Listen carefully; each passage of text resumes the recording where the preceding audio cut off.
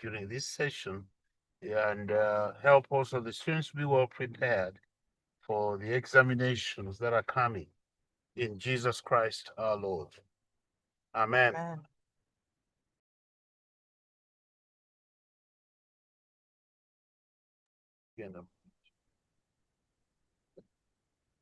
Okay, let me share my screen. We are in a car, so you'll excuse us when things don't go as well as we think they should.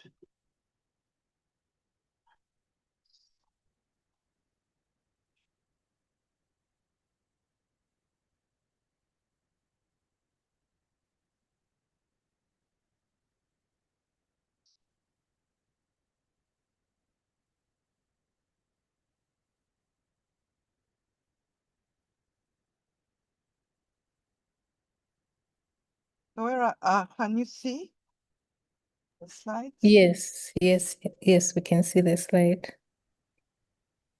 It is too much.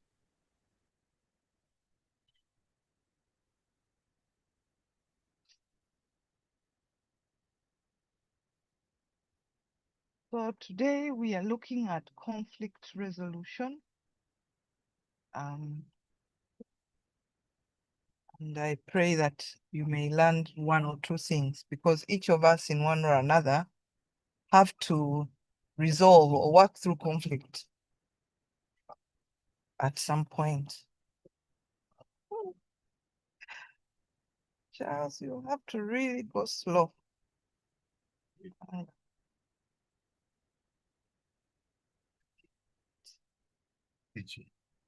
I'm going to use presenter view. Yeah, that's better. Can you still see the slides? Yes, we can Great. see. Okay, so what is conflict is what we'll begin with. And there are many, many different names or things that describe conflict. They could be arguments, they could be called clashes or vehement discussions. They can be fights or dissension when we don't really agree, or debates or confrontations, differences, inconsistencies. And at times in the dictionary, it's described as to strike together, to clash. And it's also described as sharp disagreement or opposition, conflicting opinion, ideas, interests, and demands.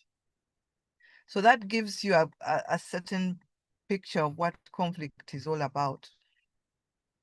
So what then is also conflict management? That's the bigger umbrella for the way we identify and handle conflicts efficiently, so that we can minimize the negative impacts that it could have. So we may not be able to stop conflict or to prevent it, but when it comes, how do we make sure that the negative impacts are minimized? And then conflict resolution is where we are ending the process of ending that dispute or that disagreement or that something that didn't strike down very well, and reaching a kind of agreement that satisfies all the people that are involved. Now you find that each of us is involved in an interpersonal relationship of one kind or another. And we're supposed to be compatible. Many people say, okay, I'm not compatible. And it doesn't matter whether it's a spouse or somebody else. When you're supposed to have compatible relationship, where you are mutually supportive, where you are respectful to each other, any relationship, whether it is work-related, school-related, clear and concise and efficient communication is important in that relationship.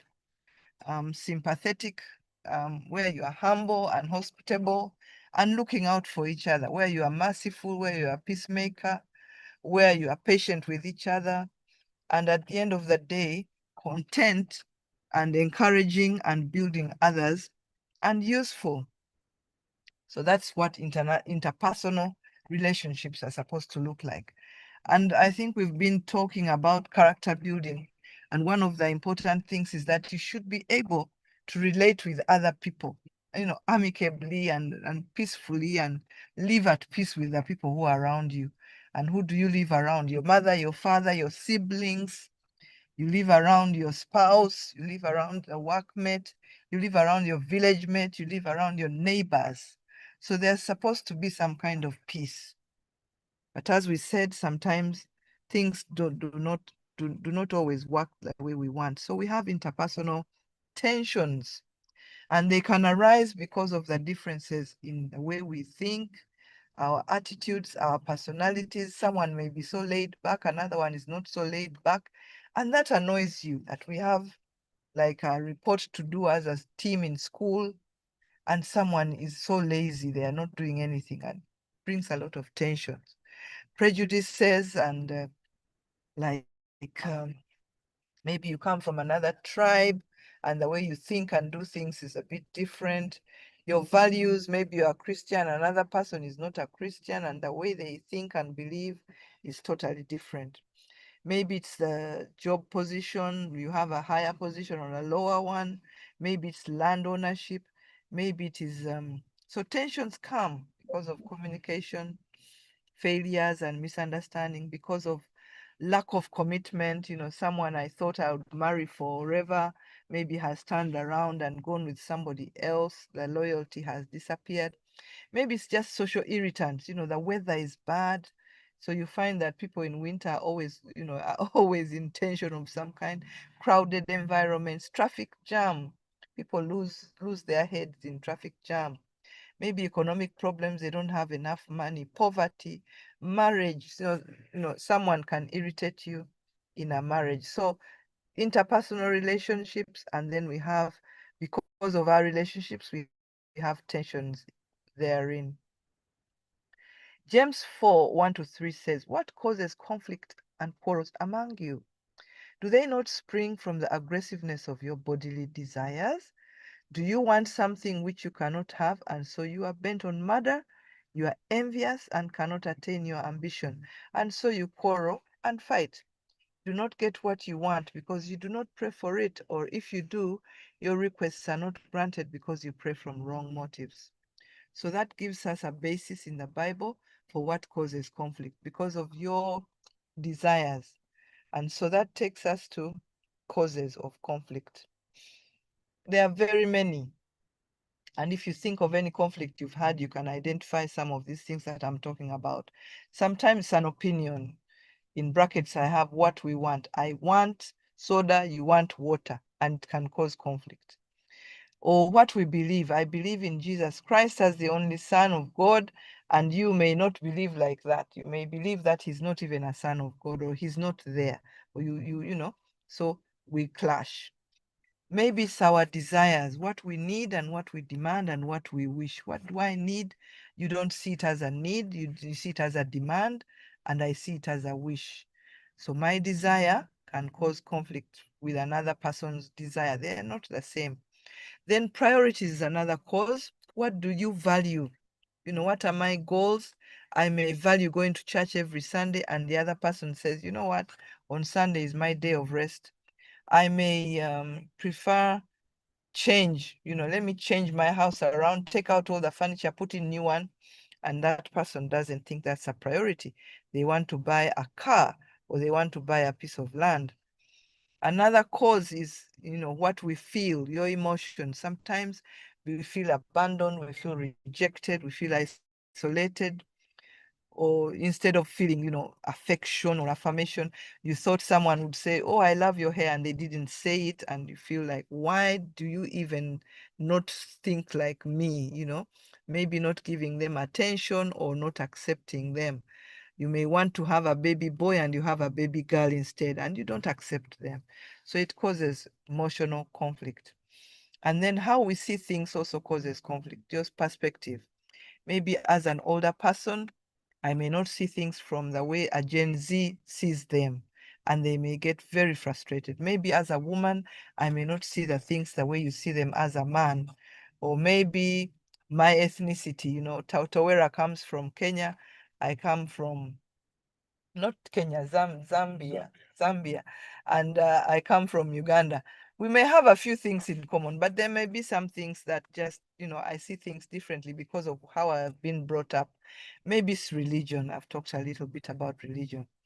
Then assumptions, sometimes we don't know what the intention of the person is, and we make assumptions that, oh, you wanted me to die, or you wanted to take this thing away from me.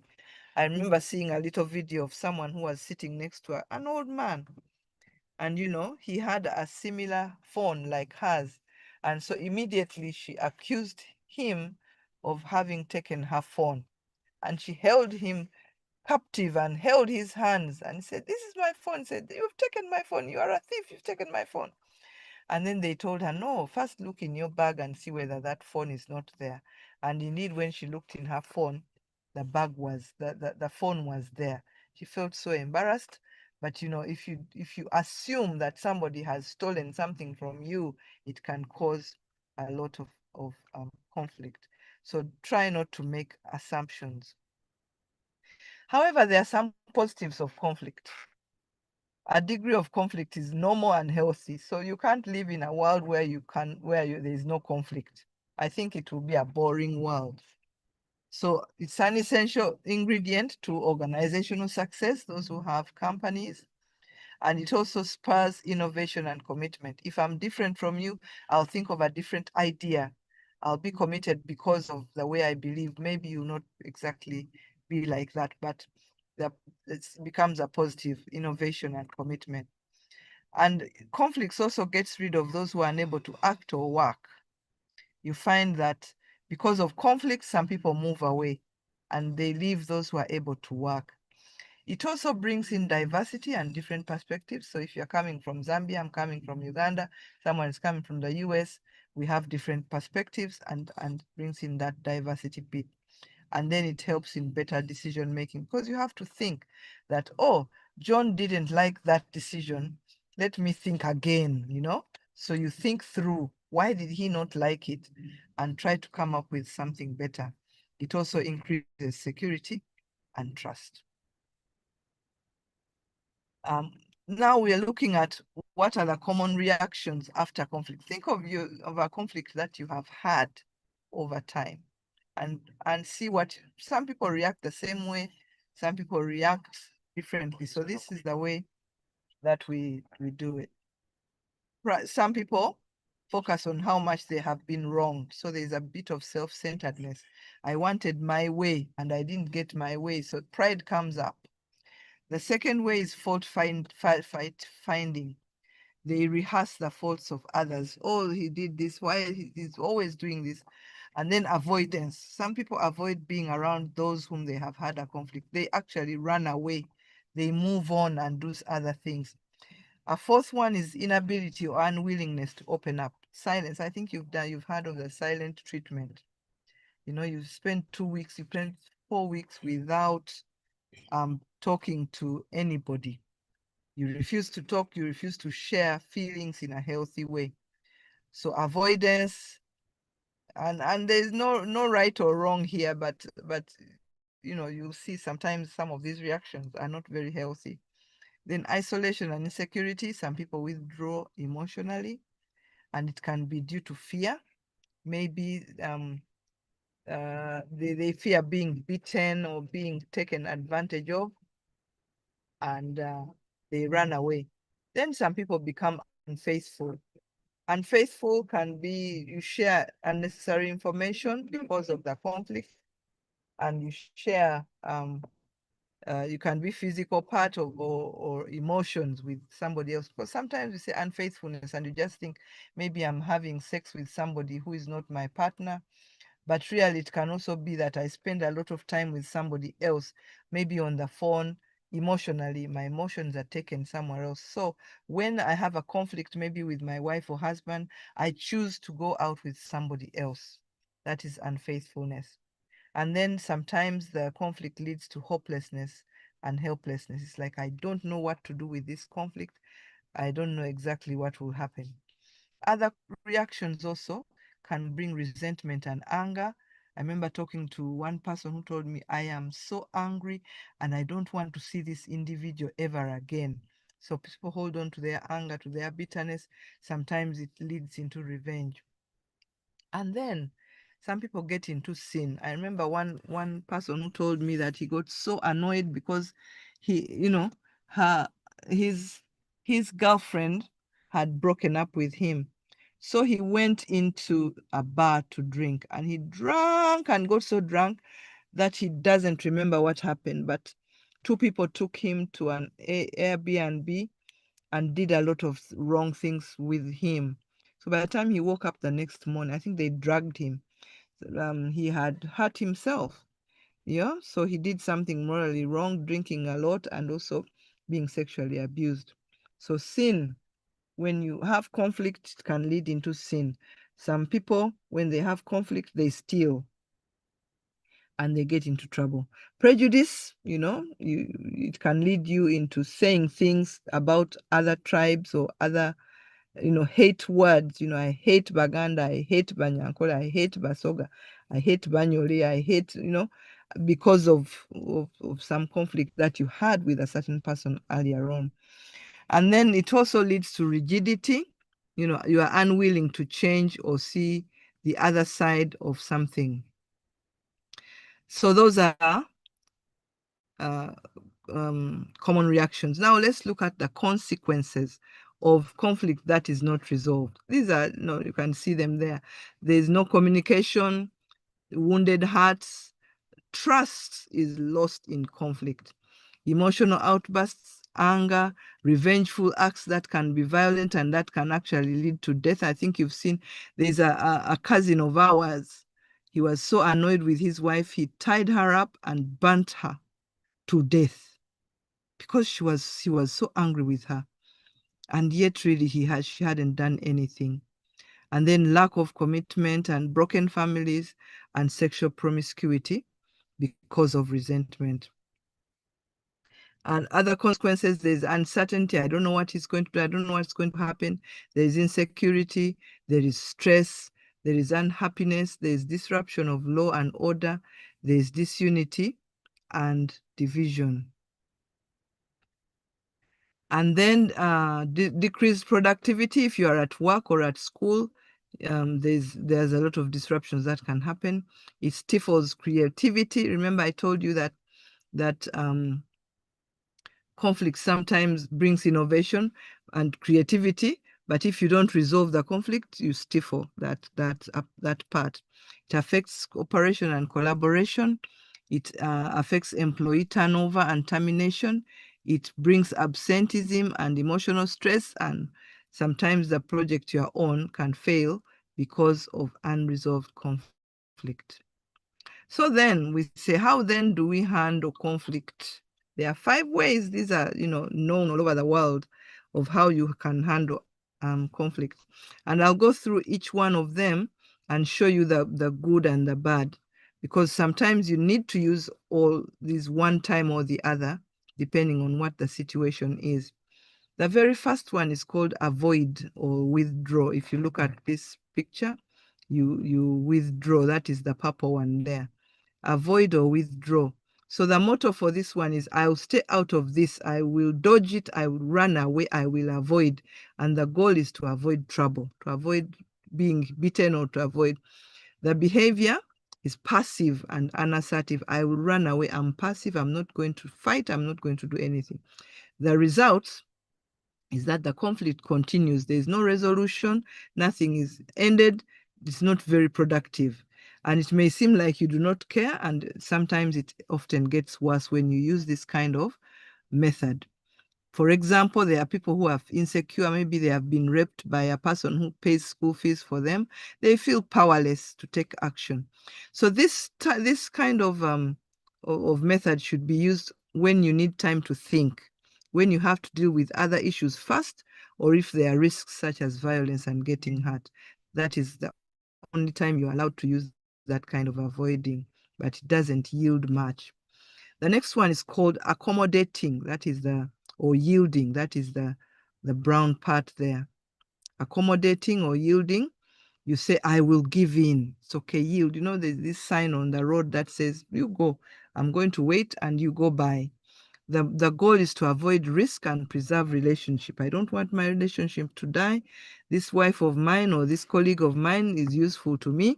I'm not going to lose them. So you try to keep everyone at peace, even when your own interests are being sacrificed. And the results, the person always gives in, so is not heard or taken seriously. Now, when you do this over time, you may be taken advantage of, and you will not be heard, you will not be taken seriously. You just let everything pass by you. It's good only where conflict is not significant and you need to move on quickly. Maybe you've traveled, you are in an airport, and you meet somebody who is, conflict with, just give in and say, yes, I was wrong, I'm sorry, please, and you move on and don't see them again. But if you are in a relationship that is long lasting, it may not work. Then we have another one which is called compromise. Compromise is the green part. So compromise, you say, I will meet you halfway. That's the motto. And the goal, at least all of us get something, give something to all the parties. So there is bargaining and trading. Each person gets something that she wants and gives up another one. This is very good, very, very good for couples, because we come with our opinions, with things that we want, but you must be able to give up something, each one of you, so that you can receive. So both win some and some lose the results of it. So parties continue to compete, and their commitments may be half-hearted. So when collaboration fails, both parties are stubborn, but of equal strength. These days, we are doing this a lot because of our women emancipation. Women always want this, they don't want the other, they don't want to give up anything. Men want to be the men. So at times, we are so rigid and we do not want to compromise. The next one is called competing. You compete, let me see. Yeah, and win.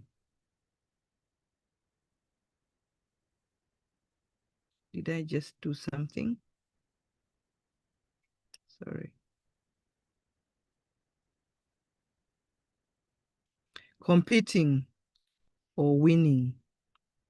So the motto here is, I will get my way in whatever way. So you can see that person being kicked, and the goal is to win no matter what. I'm going to win. So the behavior is assertive, domineering, and it's like manipulative. My way is the only way. This normally is done by men who think that they have to be the men in work and in home. And the result is we versus the other person. And therefore, things get paralyzed, and the leader usually becomes unpopular. Now, the last one is resolving, which we really are looking at. We want to collaborate, we want to resolve.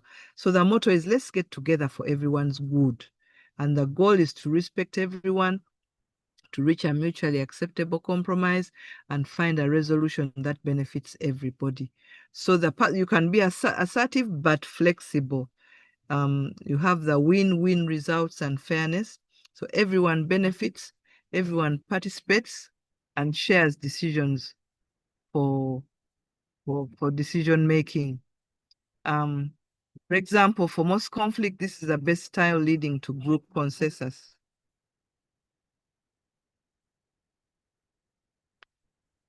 Then we have 6 elements of conflict management. I won't speak about them all, but I'll speak about, I think, understanding and then responding to the conflict. Just a minute.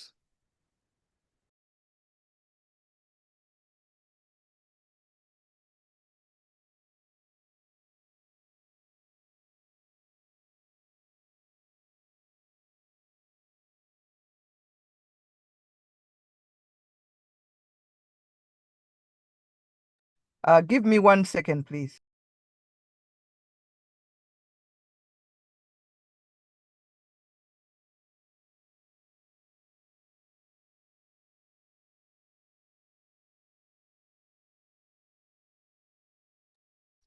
Okay, so 6 elements, and you can see that for you to have conflict management, you need to have understand the conflict, monitor, mitigate, meaning I will not let it happen. Prevention, response, policy. So if you are in a workplace, for example, for conflict management, you need to have policies.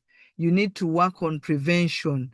You need to monitor what is the conflict happening and why is it happening, and then respond to it. So the first one is on understanding the conflict. So it's important for you to identify. This I do, by the way, this I do in counseling a lot, because people come and they are conflicted, husband and wife, or parent and child, or workmate and another workmate. It doesn't matter, but the relationship has conflict. So we need to identify the source of the conflict.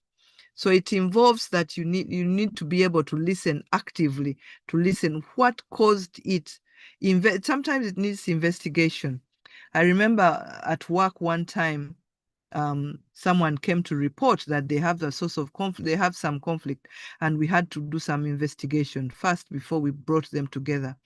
Then after you have investigated, determine how are we going to resolve this issue, and then evaluate and then find the best solution.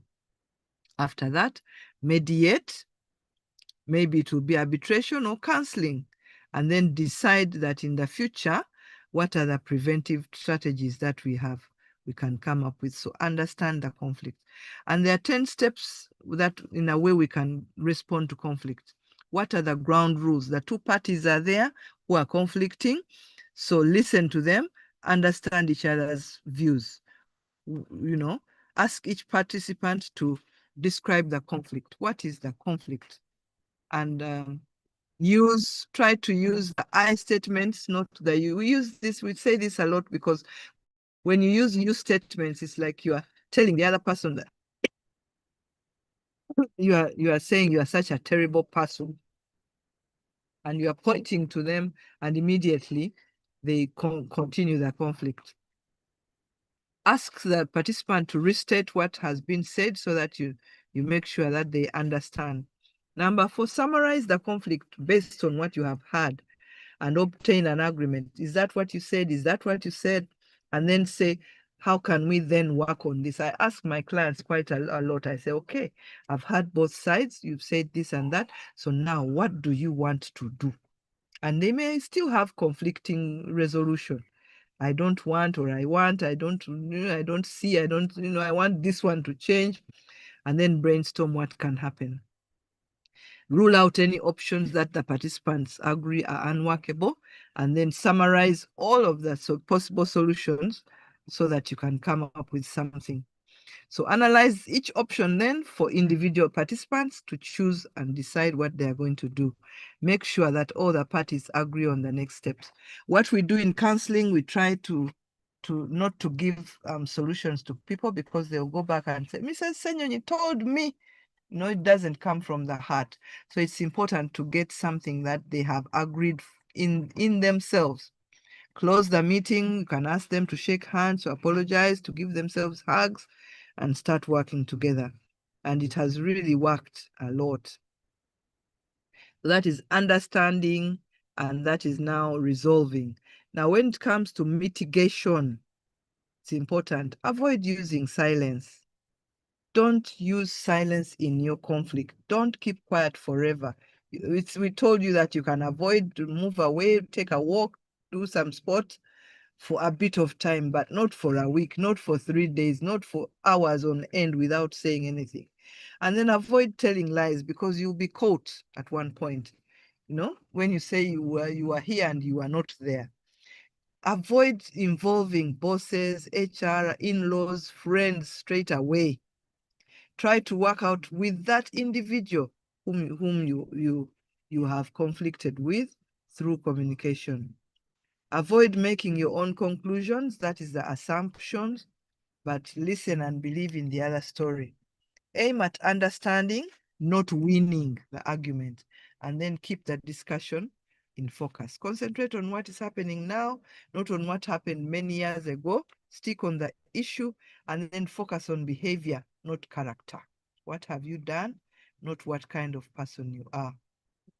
Then we look at prevention. It's important to prevent conflict. preventing it? How are you supposed to prevent? So examine yourself first. How are your interpersonal relationships like, and what do you do to others? Because there are people who are always in conflict. It means there's also something wrong with you somewhere. So self-examination becomes very important to prevent conflict. Understand the conflict that has happened and practice those tactics that reduce conflict, because it's important to know your style. Oh, I'm avoiding right now. Oh, I am doing this. The five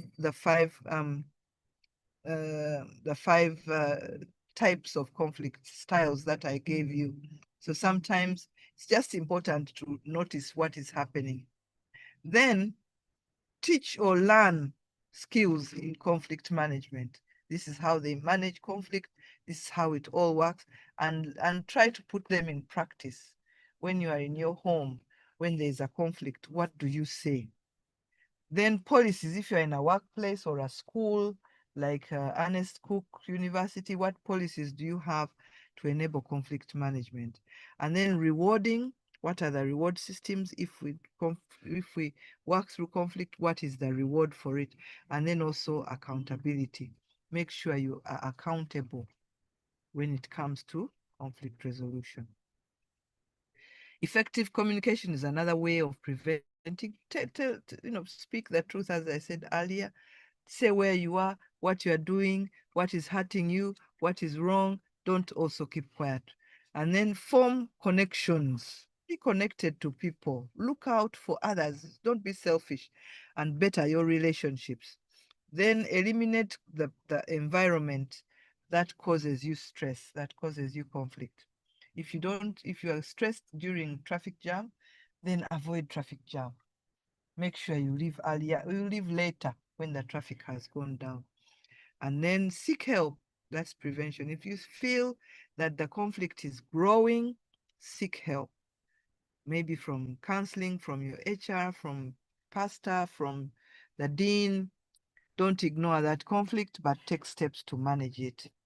And then I've already talked about policies. What are the fair grievance management and policies around conflict? So if somebody, for example, let me just give an example from your school, that you did your exam. I mean, you did your what do they call them? Not exam. You did your, oh God, your assignment. That's the word I'm looking for. You did your assignment, and then someone came and copied everything that you did. So you give in your work, not knowing that somebody has copied you. And then they call you and say that both of you have the same similar thing. And this other guy tells lies and says, no, me, I did not look at his paper. Maybe he's the one who copied me. And so you get into a conflict. And so a fair grievance management policy should be able to resolve that we need to find out who did this and get the fair hearing for everyone. So disciplinary is important for people to get the fair hearing, and fair means fair, that you are able to listen to me without putting in any other thing. So that is conflict management, conflict resolution, and I'll bring back the slide that has, there's the 6 elements of conflict management. So understand the conflict, monitor if you are a person in a leadership position, but also mitigate. What are the policies there? How can you prevent, and how do you respond? And then also what I talked about earlier, the 5 approaches. Know which approach to use when. They are not wrong, but some are better than others. So as much as possible, we try to resolve and get to the end. Some of the things cannot be resolved. Some of the things are better done by just walking away. Okay, so you may have to do that. Some are win-win, some are win and you lose and I lose and you win. You should be able to give away some of that. So thank you very much for listening to me this evening, and have a great evening. God bless you. Thank you so much, Canon Dr. Senyonyi. And I think I was still listening, and yeah, I was still listening in. When I looked at the stars, I was like, oh, we're almost done. So I think it comes in as a very important topic, especially that I think just before you joined in, I was explaining that conflicts are things that we all go through every day at every level, at work, at home. And so this is an important topic for us to grasp and for us to, to learn. And I think what stands out for me are the consequences of unresolved conflict. So sometimes we want to say, it's okay, even if I don't talk to them. And then looking at what you laid down as consequences, things like decreased productivity and at work. And these are true things. You find that you're in the office with someone, just because you're not talking, you can't even work effectively, with them. And also somebody texted me to say, yeah, when you said avoid silence, that is usually the ladies that want to go silent on the men when there's when there's conflict. So I don't know, ladies, maybe let's avoid silence, we've heard, and also to But avoid. I know men also have started picking that up, and guess what? They even know how to walk out of the house and just disappear for a week. Oh my God, Yeah, yes. so it's like, wow. Mm.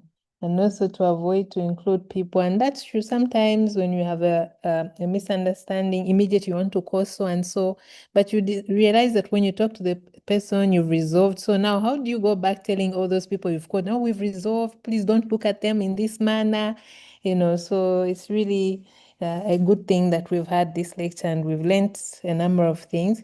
But also in the chat, just I think 2-3 questions, maybe if we can accommodate. Somebody's asking, Doctor, how do you deal with someone who acts as a victim and yet they're the ones in the wrong?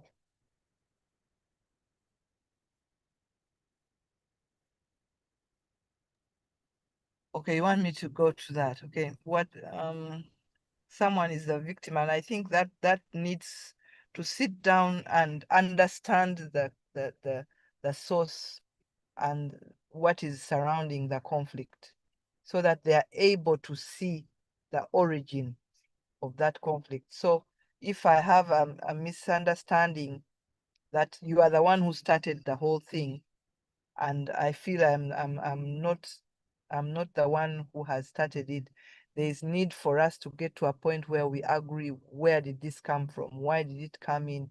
What can we do?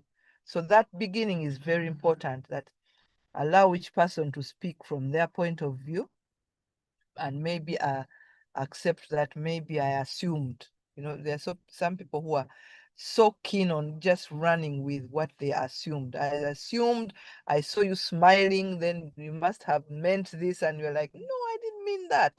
So trying to ensure that we know the source of the conflict and then see how we can work it out after that. Yeah, there are many who think that they are not the cause, but I've known through counseling that some people are blind to that, and you help them see that they contributed to the conflict in one or another. Okay, so Canon Dr. Ruth, I know you said you're on the road, but allow us to just ask you one more question, and then maybe we can bring it to a close. So somebody Okay, also said, yes. John is So, also wanted to say something before you ask another question. oh, yes, I yes, think just a very, very small contribution to that, acting as a yes. victim when you're in the wrong. We need to understand that generally speaking, when we are in the wrong, the first thing we do is to put up a wall to protect ourselves. So it's not unusual for people to do that someone will actually act like they're the victim because they are trying to defend themselves. They don't want to admit that they are wrong. And so, like she said, sitting down, talking through it, analyzing it, is the best way to really help this person. And there are times, by the way, when you may have to walk away, and she talked about it earlier. You may just have to walk away and say, look, this person will learn later. People, after a while, especially if you pray about it, they do come around. So I just thought I would point that out, that the defense mechanism comes up very easily. And at times, because when we speak, we interrupt each other, you don't want to listen. So we encourage other methods of communication, like writing. You can write a letter to them, or an SMS, or an email, and put everything down so that when that person has time, they read through your point of view and get it. Okay, and then they can also have time to respond that, yes, you said this, but this is what happened. You said this, but I had also said this, and you're able to work through it without interruption. That also usually really, really helps a lot. Okay, and ask another one now. Yes, thank you. And then somebody says, how do you disagree with a parent in a respectable manner?